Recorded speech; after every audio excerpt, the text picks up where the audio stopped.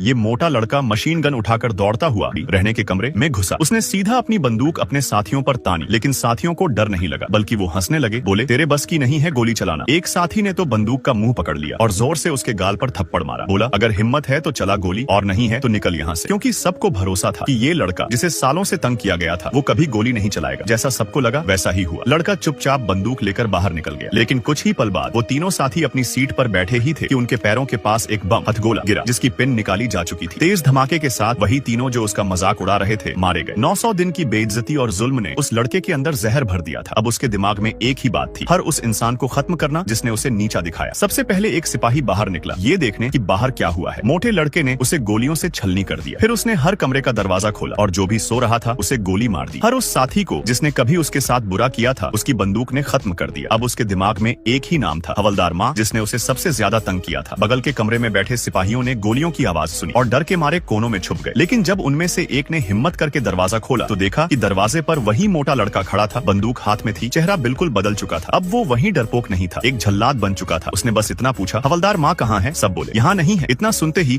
उसने फिर से गोली चला दी। आखिर में जब सारे लोग मर चुके थे, वो टॉयलेट की तरफ गया। उसे पूरा यकीन था हवलदार माँ यहीं छुपा होगा। उसने हर कोना छाना और जब आखिरी दरवाजा खोला तो अचानक हवलदार माँ बाहर कूदा और उसे जमीन पर गिरा दिया। मोटे लड़के ने जल्दी से जमीन पर पड़ी बंदूक उठाई और हवलदार माँ की टांग में गोली मार दी। अब वो उसके सामने पड़ा तड़प रहा था। वो लड़का धीरे धीरे उसके पास आया। माँ डर के मारे कांप रहा था। रोते हुए बोला, माफ कर दे, एक मौका दे दे, मुझे मत मार। लेकिन अब लड़के के अंदर कोई रहम बाकी नहीं था। उसने बिना सोचे समझे घोड़ा दबाया, लेकिन बंदूक में गोली खत्म हो चुकी थी। फिर उसने बंदूक का पिछला हिस्सा उठाया और ताबड़तोड़ मारने लगा। 900 दिन की जिल्लत और दर्द उस पल उसकी मार में निकल रही थी। जब तक माँ की सांसें नहीं थमी, वो नहीं रुका। फिर जब सब खत्म हो गया, विशेष पुलिस बल वहाँ पहुँच गया। लेकिन वो लड़का भागा नहीं, चुपचाप खड़ा होकर हाथ ऊपर कर दी। उसे अपने की पर कोई पछतावा नहीं था, क्योंकि अब वो चाहता था कि दुनिया समझे सीधे साधे लोगों को तंग करने का अंजाम क्या होता है। आखिर में उसे फांसी की सजा सुनाई गई और कानून ने उसे उसकी सजा दी।